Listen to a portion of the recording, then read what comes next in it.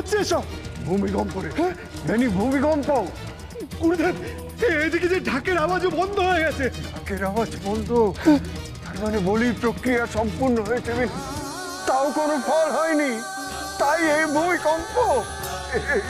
লোকনাথ! লোকনাথ!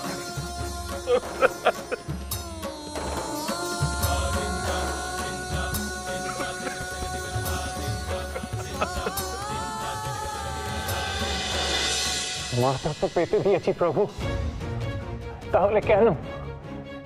এবার তো সদয় হও, দয়া করে সদয় হও প্রভু। এই বিপর্যয়কে বিধ্বংসী রূপ দিতে দিও না। তোমার প্রলয় রথে আমায় পিষ্ট করো, কিন্তু সবাইকে রক্ষা করো, রক্ষা করো প্রভু। হে বলে মহেশ্বর, রক্ষা করো। সময় মতো বলির প্রক্রিয়া সম্পন্ন হয়নি, কেউ রক্ষা পাবে না, কেউ রক্ষা পাবে না। ভূমিকম্প সবাইকে গ্রাস করবে, করবেই।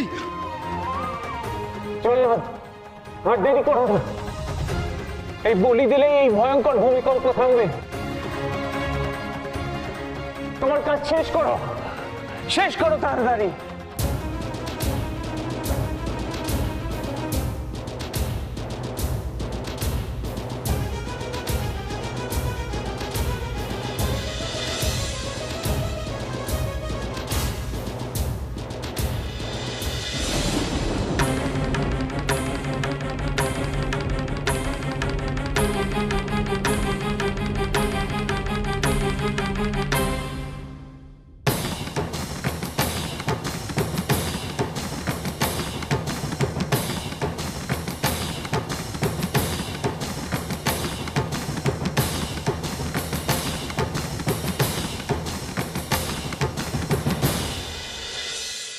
ভূমিকম্প থেমে গেছে, চারিদিক শান্ত হয়ে গেছে, সবকিছু শান্ত হয়ে গেছে।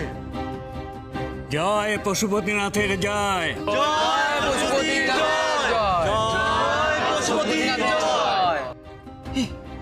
সন্ন্যাসী কোথায়? তাকে তো দেখা যাচ্ছে না। হ্যাঁ তাই তো। আর দেখো দেখো,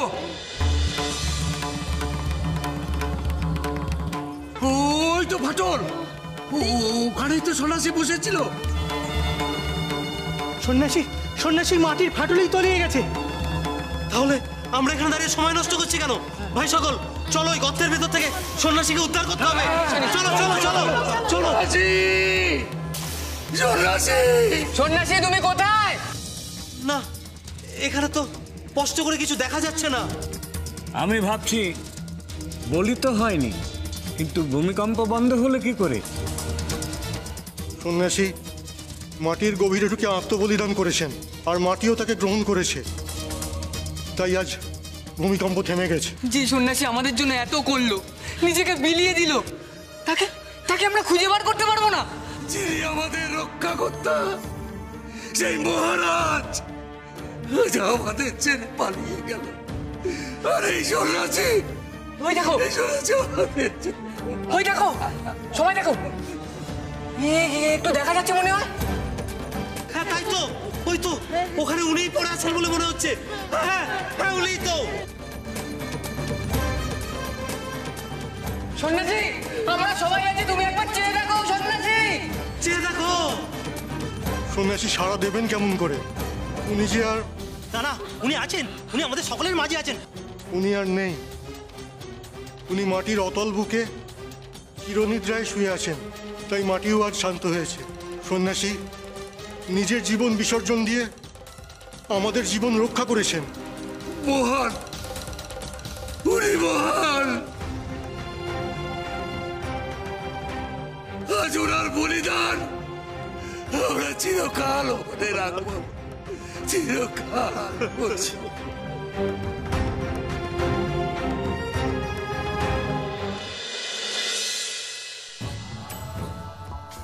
জয় প্রভু পশুপতিনাথের জয়।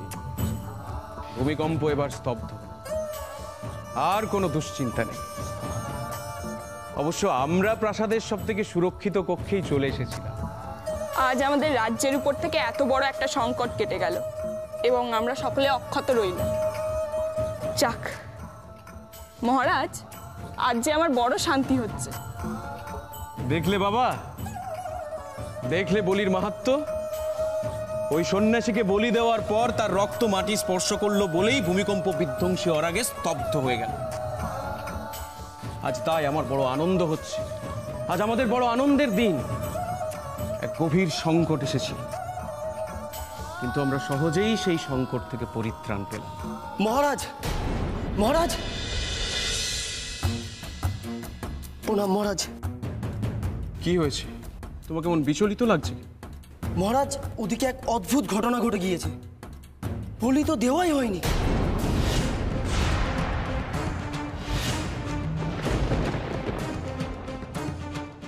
তাহলে কি ওই সন্ন্যাসী জীবিত আছেন? না রাজন, উনি মৃত। কি বলতে চাইছো স্পষ্ট করে বলো।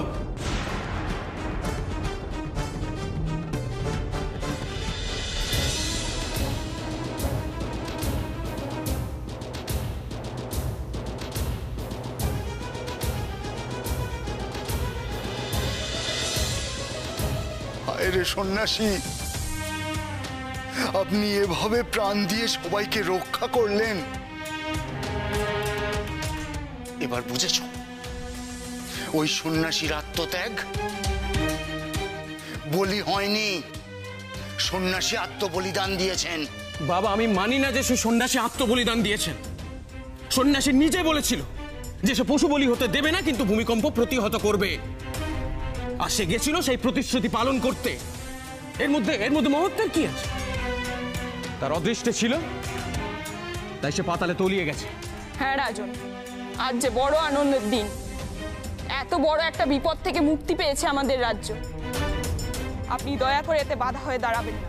ঠিক ঠিক, এত স্বার্থপর তুমি।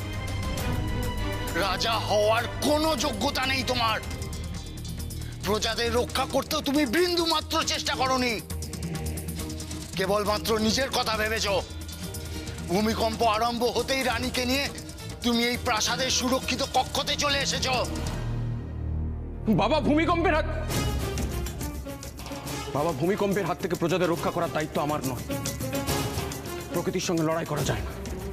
তা যায় না, কিন্তু নিজের মঙ্গলের জন্য অন্য ব্যক্তিকে বলি দেওয়ার নির্দেশ, সেটা দেওয়া যায়, তাই না? হ্যাঁ, ওই বলির নির্দেশ দিয়ে তুমি পাপ করেছ, মহাপাপ, ক্ষমার অযোগ্য ওই পাপ। আর তাই আমি এক্ষুনি একবার কারাগারে যাব। কারাগার? কারাগারে কেন যাচ্ছেন আপনি? এই পাপের কোনো প্রায়শ্চিত্ত হয় না। তবুও আমি ওই সন্ন্যাসীর গুরুদেবের সঙ্গে দেখা করে একবার ক্ষমা চাই, না হলে এই পাপের আগুনে সব ধ্বংস হয়ে যাবে। ওনারা যদি তোমাদের ক্ষমা করেন তাহলে হয়তো। ক্ষমা? কারাগারে ওই বন্দীদের কাছে তুমি ক্ষমা চাইবে? বাবা, এই রাজ পরিবারের মান সম্মান কোনো মান কিছু। সম্মান তোমার অহং আর স্বার্থপরতার জন্য নষ্ট হচ্ছে, সেইটা বোঝার ক্ষমতা তোমার বিন্দু মাত্র নেই। আর তাই আমি নিজেই ওনাদের কাছে যাব। বাবা, এইভাবে তুমি আমার কথা। স্তব্ধ হও। ওনারা নিজ গুণে তোমাদের যদি ক্ষমা করেন তাহলে হয়তো পাপের বোঝা কিছুটা হলেও কমবে। আর আমাকে বাধা দিতে এসো না, আমি তোমার বাধা মানতে বাধ্য নই, এই কথা মনে রেখো।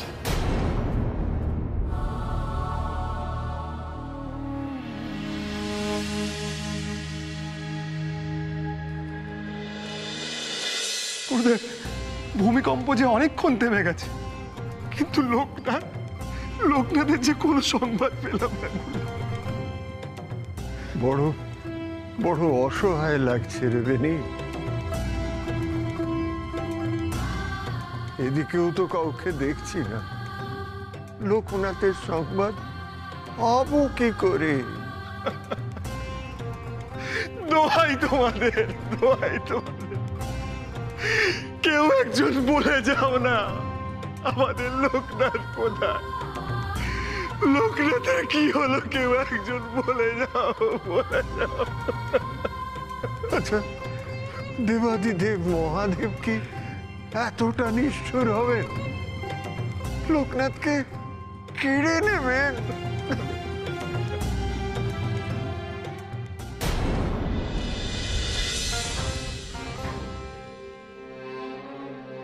বেনি, রাজন, দেখ রাজন আসছেন।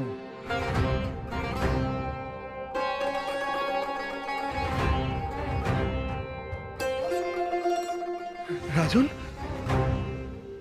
রাজন, হ্যাঁ, আমার লোকনাথ ঠিক আছে তো? আপনি তো জানেন রাজন, লোকনাথের কিছু হয়নি, বলুন বলুন। ঈশ্বরের দোহাই, আপনি চুপ করে থাকবেন না। আপনি তো সব জানেন লোকনাথ কেন এখানে এসেছিল, কি চেয়েছিল সে। আপনি নিশ্চয়ই চাননি ওর বলি হোক। বলি সম্পন্ন হতে পারেনি।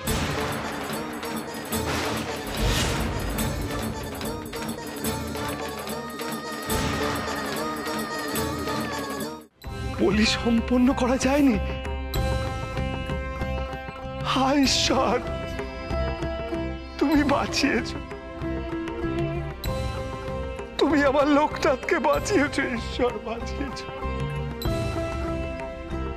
জানিস বেনি, আমার মন বলছিল দেবাদিদেব মহাদেব এত বড় পাপ হতে দেবেন না। কিন্তু রাজন, আমার লোকনাথ এখন কোথায়? নেই।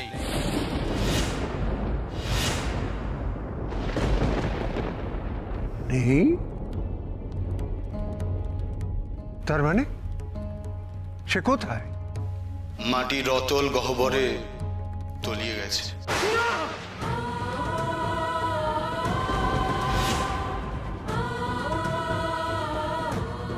কি? বলি সম্পন্ন হয়নি তা সত্য, কিন্তু সন্ন্যাসী আত্মবলিদান দিয়েছে,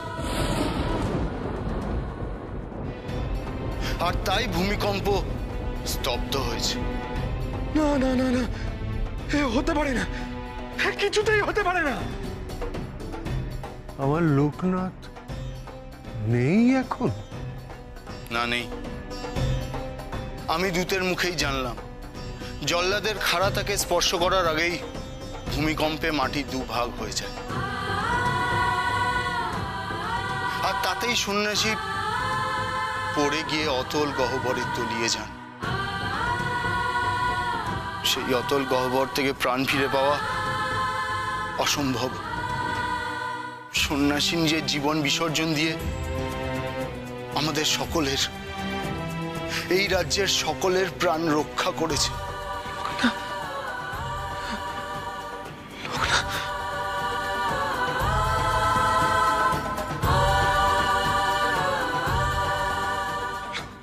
লোকনাথ, তুই কি করলি বাবা? আমাদের ছেড়ে চলে যেতে পারলি? ঈশ্বর, তুমি এত নিষ্ঠুর, আমাদের লোকনাথকে কেড়ে নিলে, আমাদের শূন্য করে দিলে। না, এই কথা বলবেন না আপনি। ঈশ্বর নিষ্ঠুর নন, নিষ্ঠুর আমার পুত্র। আমি তার পিতা হয়ে বলছি, ও পাপ করেছে, মহাপাপ। এই পাপ ও সইতে পারবে না, কিছুতেই সইতে পারবে না, একেবারে ধ্বংস হয়ে যাবে, ধ্বংস। আমি আমার পুত্রর হয়ে আপনাদের কাছে ক্ষমা চাইছি। আপনার ছেলেকে আমি কিছুতেই ক্ষমা করতে পারবো না রাজন। আমি যাব তার কাছে, যাবই। আমিও যাব।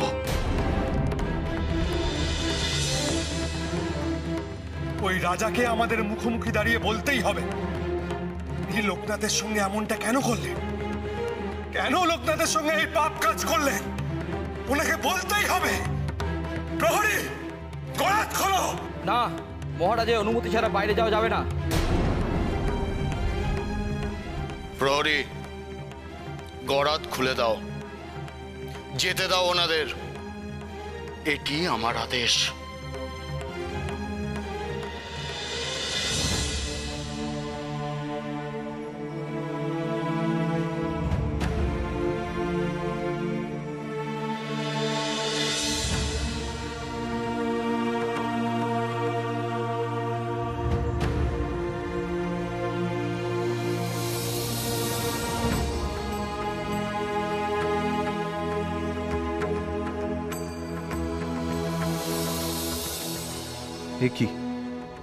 এ কিসের আলোকবৃন্দ এখানে, মাটির এই অতল গভীরে?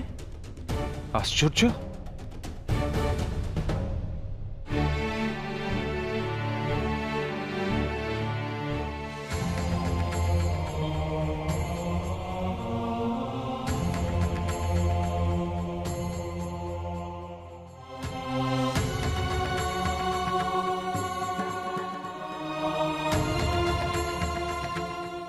এ আমি কি দেখছি? আলোক জ্যোতির্বলয়? এ কি মৃত্যুপুরীর ডাক নাকি?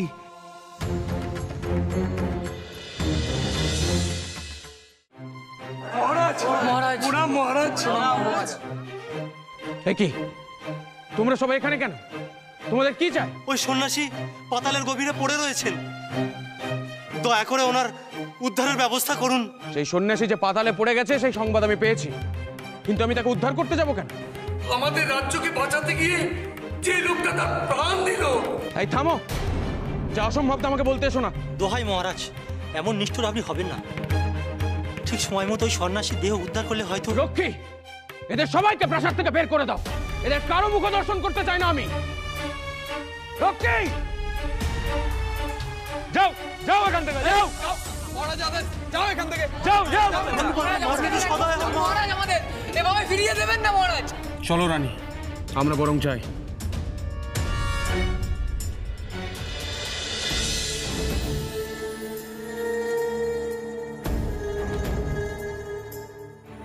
আপনি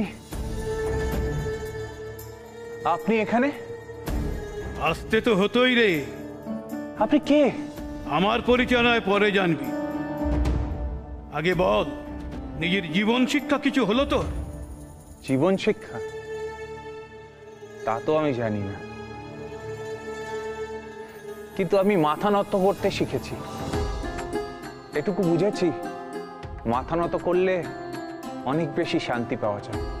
জানি জানি, সত্যিই তা পাওয়া যায়। তুই মাথা নত করেছিলিস বলেই সবাই তোর নামে ধন্য ধন্য করছে। বলেছিলাম না, মানুষের সামনে মাথা নত করলে তবেই মাথা উঁচু করে থাকা যায়।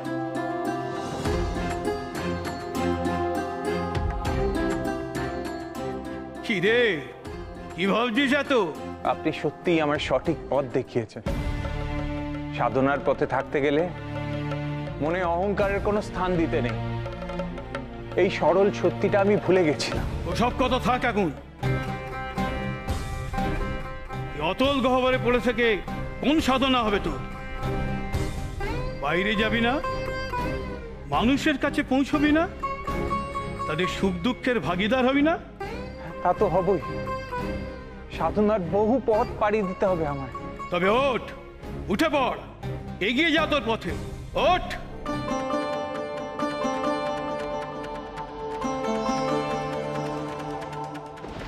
ওঠ।